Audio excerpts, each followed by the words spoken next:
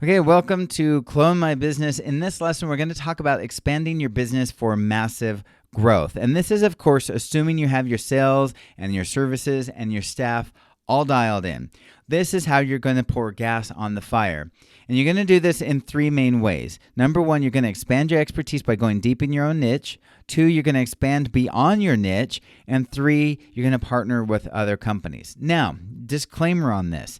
This is only if it's in line with your own personal goals. Remember, at the very beginning, when we talked about the blueprint for your business and that mental work that you needed to do, and that thing where you said, I want to make X amount so that I can do cool thing, right? That's what this is for. Because if you're like, hey, Sean, you know what? I'm already hitting $10,000 a month in my business. I'm totally cool with $10,000 a month. And to be fair, for most of the parts of this country, and actually for most of the world, making 10 grand, like you net profiting 10 grand yourself, that's your take home pay. That's fantastic money for a lot of people. But let's say you want to start your real estate investing, right? You're going to need a lot more than just $10,000 a month. So it's all in line with your own goals. If you say, hey, Sean, I want to make $100K a month, well, you can do that. Either way, but what we're going to talk about in this video is in this lesson is exactly how to either expand up to 100K or 500K or $1 million, whatever it is you want to make, or solidify the amount that you already have. If you're like, hey, Sean, I'm totally good with 10K, well, doing this stuff is going to solidify that and keep you at that, and ideally growing a little bit because, inflation is going nuts. We got to keep up with that. So $10,000 sounds great now. In a couple of years, who knows? It could be, we don't know what's happening. So anyways, we're going to make as much as we can right now and solidify that in the best way that we can right now, starting with expanding your expertise. So basically, your sales are coming in consistently. Your services are producing results for your clients. Now is the time to go deeper into your niche. And the best ways that I know of are, number one, network the networks. That means like webinars, articles, courses, and so on. And then number two, become an expert. That means to create content, like especially videos, and optimize that, like doing your own SEO to juice up your online presence. Okay? So number one, network the networks. And instead of fishing with just one line, now you want to fish with a net. And what I mean is to network the networks and associations. Let's say, for example, that your chosen niche is plumbing. There are so many associations and networks built specifically for plumbers. Each of these organizations have people in leadership that are constantly looking to provide value for their members. Like one big way, of course, is to show them how to make more money in their own businesses, like marketing online. And guess what you and I do with our agencies? We help these business owners make more money. In other words, we're a perfect fit for these associations. So what you can do is reach out to the president of these organizations and offer to provide them content. You can do that in the form of webinars, articles for their newsletters. You can even put together courses or booklets if you like. Recently, I'll just tell you, one of my clients, she's a fancy newborn photographer, like expensive. Like if you have a baby and you want her to take newborn photos, it's like 10 grand for a photo shoot. She does fantastic work. It's amazing stuff. But she put on a seminar for other photographers. Basically, she was doing like a Clone My Business for photographers. And so she asked me if I wanted to supply any materials for her because digital marketing was absolutely going to be part of the seminar. Like all the photographers going were absolutely going to ask her, like, how do you do your marketing? Oh, I use this company, and here's some information that they put together for us. So that's what I did. I put together a super informational little booklet. I had it printed up, and then I mailed them to her studio. So she actually handed out the booklets at her seminar, and guess what? I got new clients out of it. So for literally about 2 hours worth of work, I just kind of repurposed content that I already had on hand, and I juiced it up. I made it pretty for photographers. I got new clients out of it. And then so far, like at the time of this recording, that's already accounted for over $5,000 worth of revenue. And that number is only going to go up because it's recurring, it's monthly, right? And we're getting results for them and they like us, they're happy with us. So I don't see them going anywhere soon. So pretty cool, right? Network the networks because it really works. Now, the next thing you want to do is build your library of expertise. So after you network the networks, be sure to get going on building your own expertise through high quality content. So whenever possible, literally list out everything that a client needs to do to get results online. And I mean, don't worry, like you could be like, well, Sean, geez, if I literally list out everything to do online, then they're going to, the client's going to do it themselves. And I say, well, yeah, great. So what?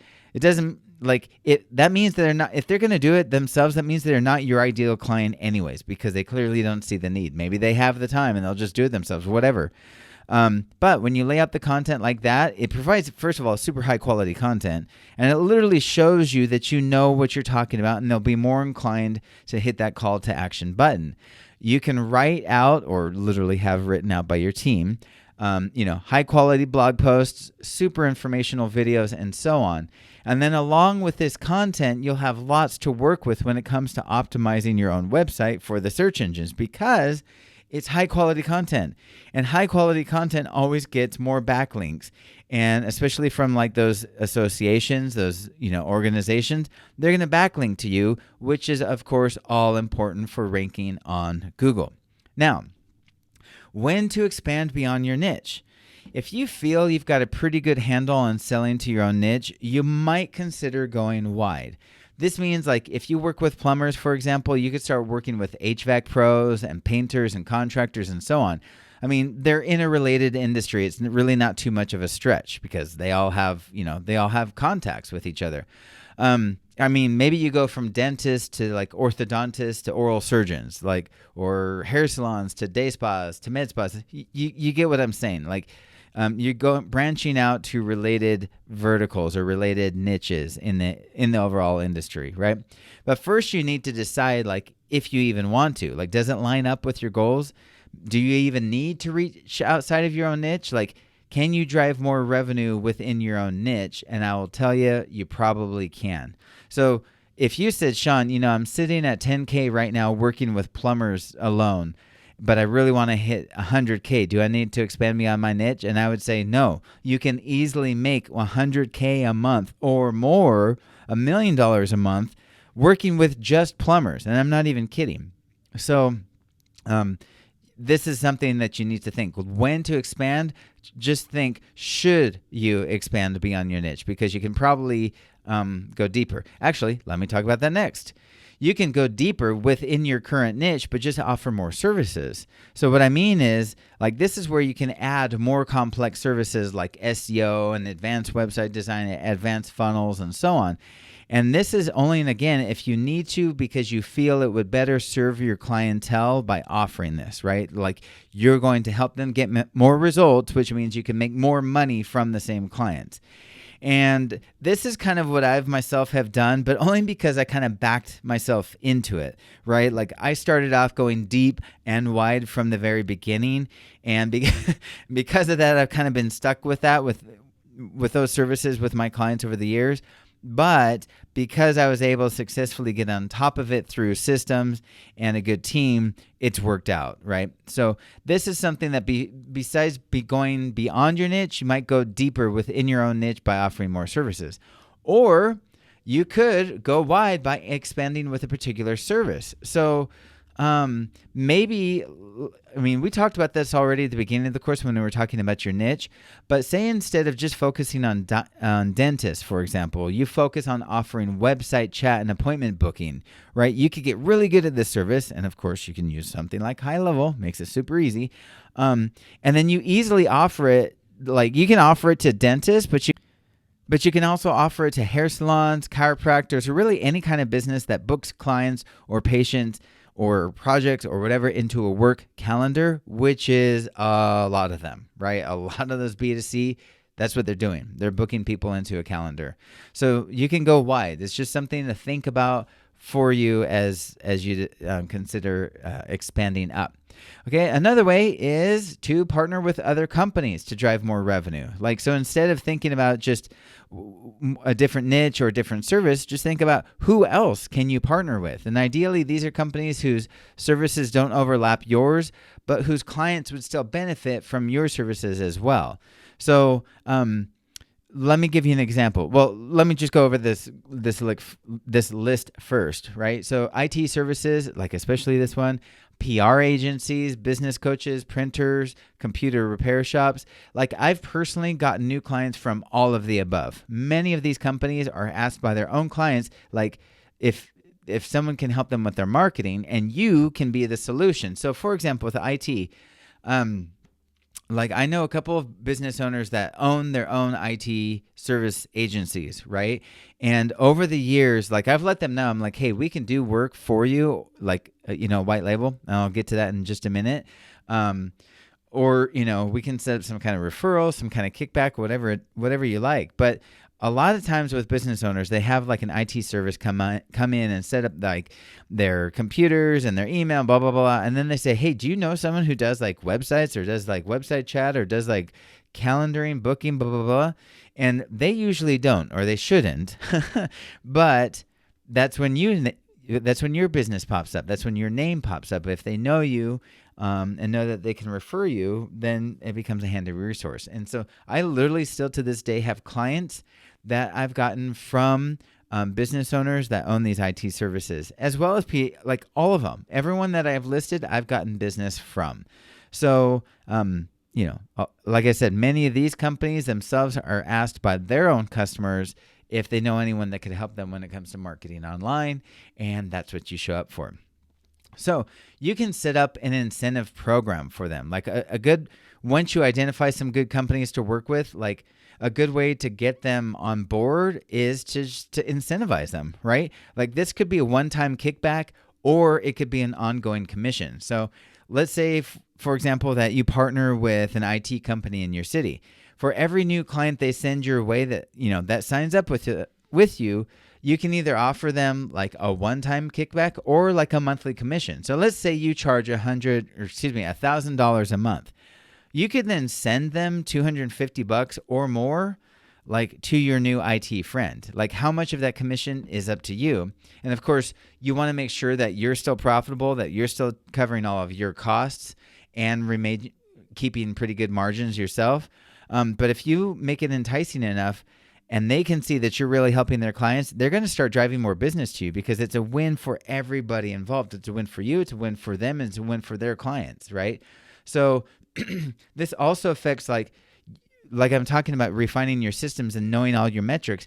You need to know what the customer acquisition cost is, right? So you need to know how much does it cost you, how much does it cost you to acquire a new customer? Like if you're running ads on Facebook, for example, and you know that for every $500 that you spend, you will sign up one new client.